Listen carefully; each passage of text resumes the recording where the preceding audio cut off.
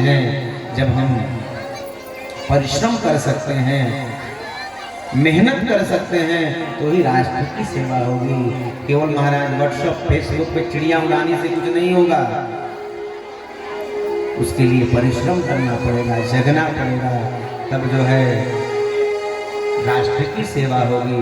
बस हम पोस्ट करते हैं कि हम ये करेंगे वो करेंगे, उससे महाराज कुछ होने वाला नहीं है।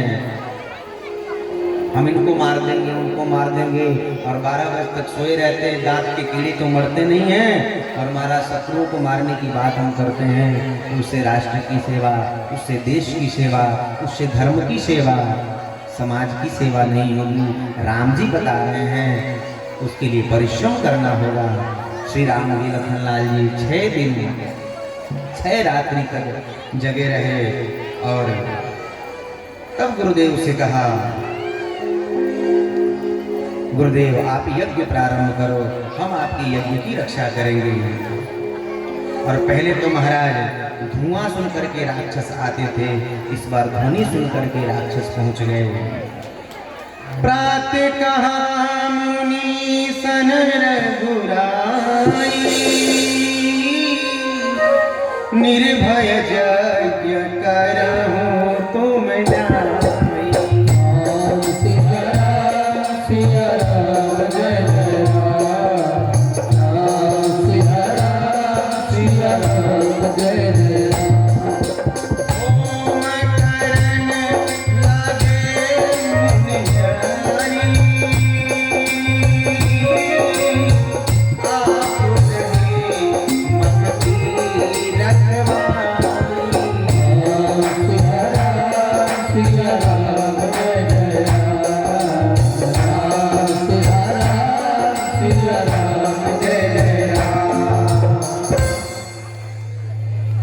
ध्वनि सुन करके सारे राक्षस आ गए। भगवान ने सबसे पहले सुबाहु को मारा। सुबाहु को किस लिए मारा? क्योंकि महाराज ये सुबाहु इसके देह के प्रति अभिमान है। भगवान ने देहाभिमान को समाप्त किया। उसके उपरांत जो है मारीच को बिना फन के बाण से मारा तो 100 योजन समुद्र पार जा करके गिरा, और जहां पे गिरा उस जगह का नाम पड़ गया मॉरिशस। यहाँ पे मारीच का सिर गिरा, स्थान का नाम मॉरिशस पड़ा। मारा नहीं, क्योंकि अभी लीला में मारीच से काम लेना है, सहयोग लेना है। यही मारीच आगे चल करके स्वर्ण मृग बन करके आएगा, और तब जो है सीता का हरण होगा। इसलिए लीला में सहयोग लेने के लिए राम जी ने मारा नहीं, केवल बाण से मार करके सहयोग समुद्र के उस पार गिरा दिया। और तब तक जो है लखनलाल जी ने, भगवान ने 1.5 को निपटाया, तब तक लखनलाल जी ने सैकड़ों को निपटा दिया, यज्ञ की रक्षा की। और तब जो है प्रभु ने कहा, गुरुदेव आपकी यज्ञ की रक्षा हो गई, अब हम जाएं। गुरुदेव ने कहा, आप यज्ञ की रक्षा करने आए हैं, हमारा यज्ञ पूरा हुआ, एक यज्ञ अभी भी अधूरा है, उस यज्ञ को आपको ही पूरा करना है। वो कौन सा यज्ञ है? धनुष यज्ञ सोनी रघुकुल नाथ, धनुष यज्ञ सोनी रघुकुल नाथ, धनुष यज्ञ सोनी रघुकुल नाथ, धनुष यज्ञ सोनी रघुकुल नाथ। हरसी चले मुनि बर के साथ, हरसी चले मुनि हरसी चले मुनि बर के साथ, वो हरसी चले मुनि बर के साथ।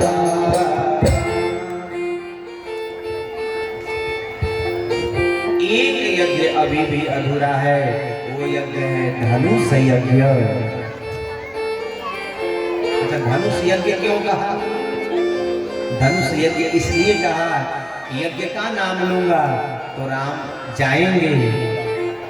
चाहते तो ये भी कह सकते सीता का स्वयंवर है, लेकिन नहीं, प्रभु का प्राकट्य, राम जी का जन्म यज्ञ से हुआ है।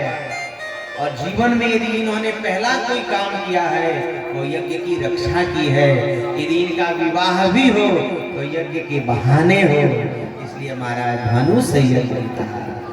धनुष यज्ञ सुनि रघुकुल ना था, धनुष यज्ञ सुन करके हर्षित चले, यानी हर्षित होकर प्रसन्न होकर के गुरुदेव के साथ में चल रही।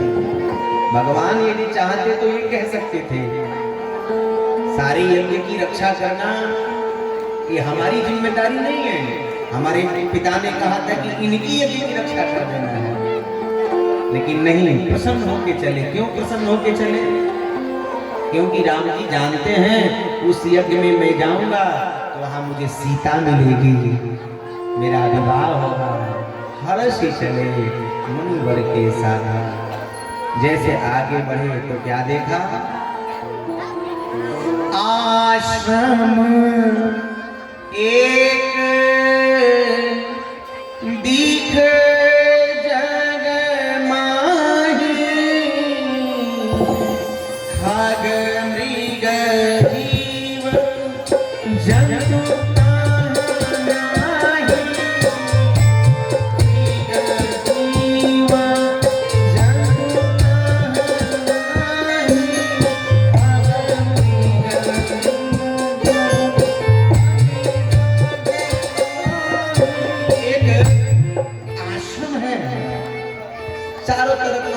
उदासी छाई हुई है, कोई जीव जंतु खग मृग नहीं है। उधर एक शिला पड़ी हुई है और शिला पर जो है एक नारी आकृति बनी हुई है। और राम जी ने पूछा, गुरुदेव ये कौन सा स्थान है, ये कौन सी जगह है? पूछा मुनि शिला प्रभु देखी, सकल कहाँ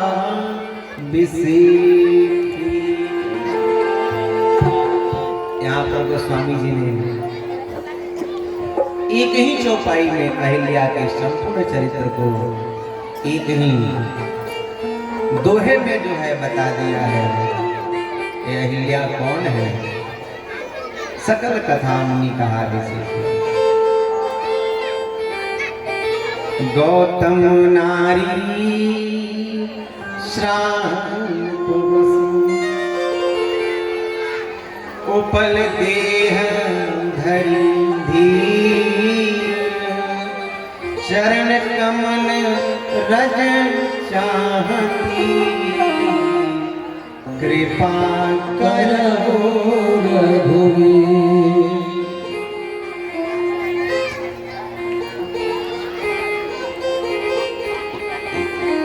अहिल्या का अर्थ क्या होता है?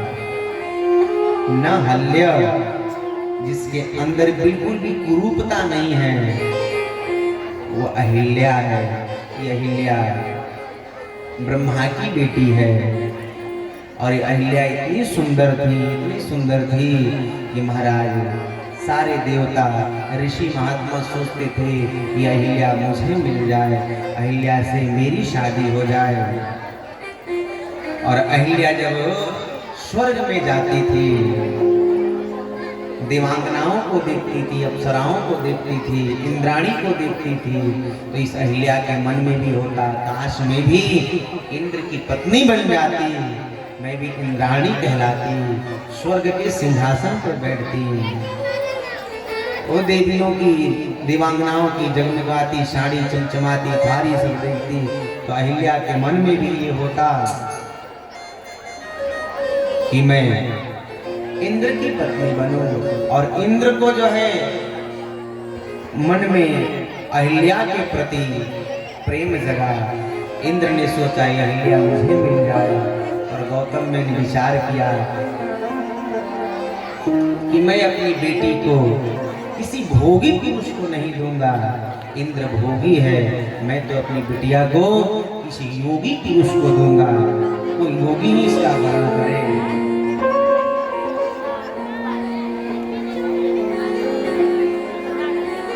कथा आती है, ब्रह्मा जी ने प्रतिज्ञा किया,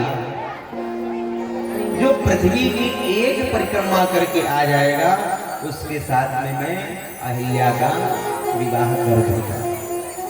जब ये सुना तो सारे जो है देवता अपने अपने वाहनों पर आरूढ़ होकर के पृथ्वी की परिक्रमा करने के लिए निकल गए। यहाँ तक जो है गणपति अपने चूहे पे निकल दिए, अपना नंबर आ जाए। इंद्र ऐरावत पे बैठ के गए, सारे जो है देवता ऋषि महर्षि अपने अपने वाहनों पर आरूढ़ होकर निकले। उतने में ही क्या देखा गौतम ऋषि ने कि एक गैया प्रसूत हो रही है, और नियम ये है, शास्त्रों का ये मत है कि प्रसूत होती हुई गैया की यदि एक प्रदक्षिणा कर लिया जाए तो संपूर्ण पृथ्वी की प्रदक्षिणा करने का पुण्य मिल जाता है, लाभ मिल जाता है। तुरंत जो है एक नहीं 3 प्रदक्षिणा करके गौतम ऋषि सबसे पहले पहुंच गए ब्रह्मा के पास में। गौतम ऋषि ने कहा कि मैं सबसे पहले आया हूँ। ब्रह्मा जी ने कहा कि इंद्र ऐरावत पे बैठ करके गया, वो तो अभी लौट करके आया नहीं, तुम कैसे आ गए? गौतम ऋषि ने जब सारी बात बताई तो शास्त्रों की बात माननी पड़ी ब्रह्मा जी को, और ब्रह्मा जी ने गौतम ऋषि के साथ में अहिल्या का विवाह कर दिया। देवताओं में सबसे पहले इंद्र पहुंचे। इंद्र ने कहा कि अहिल्या मुझे दो। ब्रह्मा ने कहा वो तो गई। कहाँ गई? अरे गौतम ले गए अपने साथ में। इंद्र निराश होकर के उदास होकर के लौट आए, और तब से जो है इंद्र के मन में ये आया, एक न एक दिन मैं अहिल्या से मिलूंगा। कथा से आप लोग अवगत होंगे। इंद्र जो है चंद्रमा को साथ में लेकर के अर्धरात्रि में छद्म वेश धारण करके गौतम ऋषि की कुटिया पे पहुंचे, और चंद्रमा मुर्गा बन करके बांध दिया। गौतम को लगा कि ब्रह्म मुहूर्त हो चुका है, स्नान करने के लिए अब चलना चाहिए। गौतम ऋषि जो है स्नान करने के लिए चले गए, और छद्म वेश में इंद्र आया, और इंद्र ने अहिल्या के पतिव्रत धर्म को नष्ट किया। वाल्मीकि रामायण में वर्णन आता है कि अहिल्या जो है निर्दोष नहीं है, अहिल्या सदोष है। अहिल्या के मन में भी था कि मैं इंद्र से मिलूंगा। कहाँ ही बाबा के चक्कर में मैं फंस गई, और अहिल्या इंद्र को पहचान गई। और जब कार्य पूरा हो गया तो अहिल्या कहती है शीघ्र चले जाओ, नहीं तो मेरे पतिदेव आ जाएंगे। इसलिए जो है पहले के ऋषि महर्षि त्रिकालदर्शी होते थे, ऐसे ही नहीं किसी को श्राप दे देते थे। गौतम ने ऐसे ही नहीं अहिल्या को श्राप दे दिया कि तुम पाषाण बन जाओ, शीला बन जाओ। त्रिकालदर्शी होते थे, सब जानते थे। गौतम ऋषि जब स्नान करके आए, इधर इंद्र निकल करके जा रहा था, क्रोधित हुए, श्राप दे दिए, काम के वशीभूत होकर के तूने अनर्थ किया, मेरा श्राप है, तेरे शरीर में 1000 छिद्र हो जाएंगे। चंद्रमा को मृग छाल से मारा तो दाग पड़ गया। इंद्र भागता हुआ जो है मोरों के पास में जाकर के छुप गया, और मोरों ने इंद्र की जब ऐसी दुर्दशा देखी तो मोरों ने जो है संकल्प ले लिया कि आज के बाद जो है हम काम वासना नहीं करेंगे। दुनिया में एक मोर ही एक ऐसा जीव है जिसके अंदर काम नहीं होता है। मोर जब बादलों को देखता है तो नाचता है, अपने पंखों को देखता है तो खुश होता है, मैं कितना प्यारा हूँ, मैं कितना सुंदर हूँ। परंतु जब अपने चरणों को देखता है तो बड़ा दुख होता है उसको, मेरे पंख इतने प्यारे, मेरे चरण इतने कठोर। तब वो रोता है, जब रोता है तो उसके नेत्रों से अश्रु गिरते हैं, जिसको मोरनी पी लेती है, जिससे कि उसका गर्भ धारण होता है। संसार में मोर ही एक ऐसा जीव है जो जिसके अंदर काम वासना नहीं है। इसीलिए शायद हमारे कृष्ण कन्हैया मोर के पंख को अपने शीश पे धारण करते हैं, अपने मुकुट में धारण करते हैं। संसार वालों को संदेश देना चाहते हैं कि अकामी जीव मुझे इतना प्रिय है कि उसको मैं अपने शीश पे धारण करके रह सकता हूँ। मोर के पंख लगाते हैं। तो महाराज अहिल्या भी सदोष है। गौतम ऋषि आए और गौतम ऋषि ने कहा, तेरी बुद्धि पे क्या पत्थर पड़ गया था? तू पहचान नहीं पाई? जा तू पत्थर हो जा, मेरा श्राप है। पत्थर बन जाने का मतलब ये नहीं कि महाराज वो पाषाण बन गई, पत्थर बन गई, वो संवेदनशील हो गई, कुछ बोल नहीं सकती, कुछ कह नहीं सकती, कहीं जा नहीं सकती, हिल नहीं सकती, देख नहीं सकती, सुन नहीं सकती, पाषाणवत हो गई। सूर्य की गर्मी आती है तो ये अहिल्या तपती है। भयंकर महाराज जब ठंडी आती है तो ठिठुरती है अहिल्या। वर्षा ऋतु आती है तो महाराज भीगती है अहिल्या, कांपती रहती है। और आज जो है गुरुदेव वशिष्ठ ने जब ये बात बताई, राम जी के नेत्र भी छलक आए और राम जी अहिल्या का उद्धार करने के लिए उद्यत हो गए। गुरुदेव कह रहे हैं कि हे राघव, ये मैं नहीं कह रहा हूं, ये अहिल्या कह रही है, चरण कमल रज चाहती, आपके चरणों की रज इसको चाहिए। चरण से क्यों कह रही है? आप मेरे ऊपर कृपा करो। भगवान तो चाहते तो अपने नेत्रों से भी अहिल्या के ऊपर कृपा कर देते, अहिल्या के ऊपर अनुग्रह कर देते, लेकिन अहिल्या जानती है, प्रभु आप अपने आंखों से मेरे ऊपर कृपा करोगे, आंखों से जब देखोगे तो मेरा दोष आपको दिख जाएगा प्रभु, इसलिए आंख की कृपा नहीं चाहिए। भगवान चाहते तो हाथ से भी कृपा कर देते, लेकिन अहिल्या कहती नहीं, प्रभु आपके हाथ में धनुष बाण है, और धनुष बाण जो है ये न्याय के प्रतीक है। यदि आप न्याय करोगे तो मैं दंड के अधिकारी बन जाऊंगी, मुझे दंडित होना पड़ेगा। लेकिन प्रभु आपका जो चरण है ना, इस चरण से ही गंगा प्रकट हुई है, और गंगा समस्त पाप संताप को समाप्त करने में समर्थ है। इसलिए प्रभु हमें तो चरणों की कृपा चाहिए। चरण कमल रज चाहती, कृपा करहु रघुवीर। हे प्रभु कृपा करो। गुरुदेव यहाँ पर आज्ञा नहीं दिए, गुरुदेव जो यहाँ पर प्रार्थना कर रहे हैं, कृपा करो, आपकी चरणों की कृपा चाहिए, क्योंकि चरणों से जो गंगा निकली है वो गंगा कभी भेदभाव नहीं करती कि पुण्यात्मा है कि पापात्मा है कि दुरात्मा है।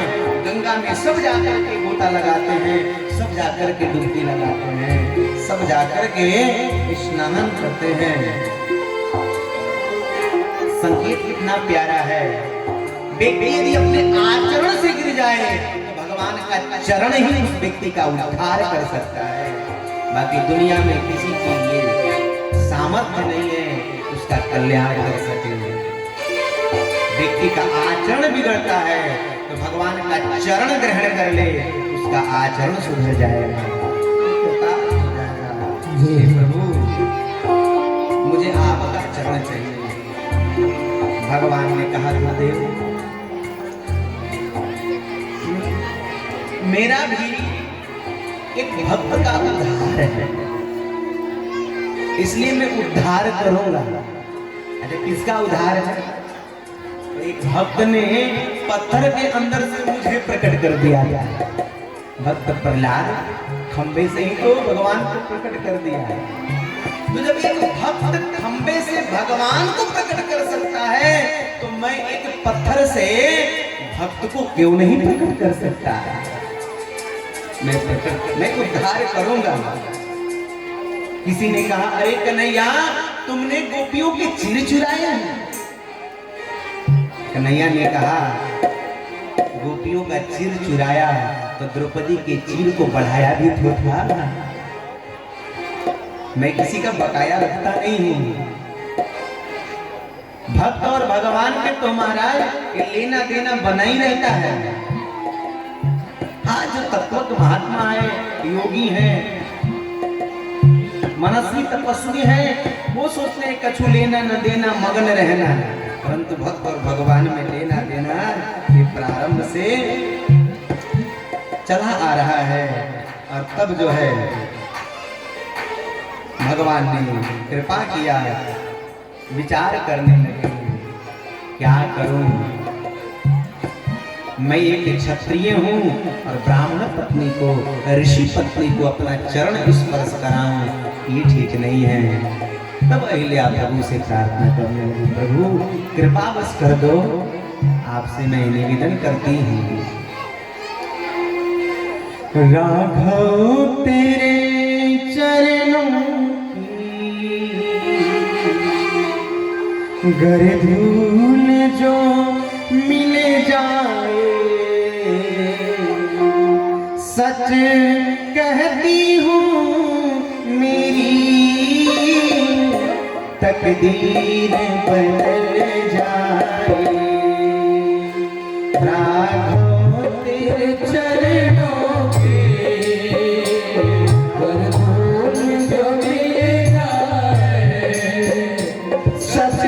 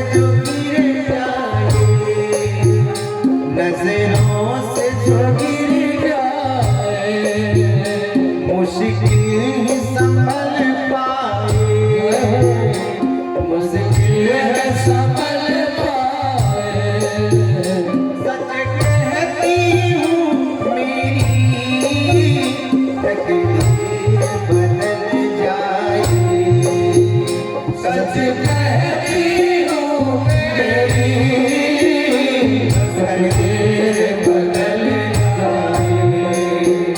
राम तो तेरे चरणों की, राम तेरे चरणों की, कर धूल जो मिल जाए। सच कहती हूँ मेरी तकदीर बदल जाए, तकदीर बदल जाए, तकदीर बदल जाए। प्रभु कृपा करो। और भगवान ने जो है जैसे अपने चरण को उठाया, लखन लाल जी ने कहा प्रभु इतनी जल्दी आप कैसे तैयार हो गए? अरे लखन तू नहीं जानता कि अहिल्या जो है हमारे होने वाले ससुराल पक्ष की पुरोहितानी है। गौतम के ही तो बेटा है शतानंद, जनक जी के पुरोहित, और हमारे होने वाले ससुराल पक्ष की पुरोहितानी के ऊपर जो है कोई कलंक लगे ये ठीक बात नहीं है। और वैसे भी मेरी मैया का नाम है कौशल्या, ये है अहिल्या, आधा नाम भी कलंकित रहे मेरे लिए ठीक नहीं है। इसलिए लखन उद्धार तो करना ही पड़ेगा। 49 प्रकार के महाराज वायु चले और प्रभु का चरण रज जो है उस शिला पे आकर के पड़ी है, और उस शिला में से सुंदर दिव्य नारी प्रकट हो गई है। बोल भक्त वत्सल भगवान की जय। पद पावन शोक नशामन, प्रकट भई तप सही, देखत रघुनायक जन सुखदायक, सन्मुख होई कर जोरी रहे। अति प्रेम अधीरा पुलक शरीर, मुख नहीं आवही वचन कही, अतिशय बड़े भागी चरण ही लागे, जुगल नयन जल धार बहे। अहिल्या प्रकट हो गई, दोनों नेत्रों से झरझर झरझर अश्रु गिरने लगे और कहती है हे राधा, ये हमारे पति ने श्राप नहीं दिया, हमारे पति ने तो वरदान दे दिया। शिव की शिवता आपके चरणों से निकली हुई गंगा से ही प्राप्त होती है। आपके चरण जो है ये सहज नहीं है, सुलभ नहीं है। बड़े बड़े तपस्वी संत महात्मा इसके लिए तरसते हैं, तब जा करके प्राप्त होते हैं। और मैं कितनी बड़भागिनी हूँ। मुनि श्राप जो दीन्हा, अति भल कीन्हा, परम अनुग्रह मैं माना। देखई भरी लोचन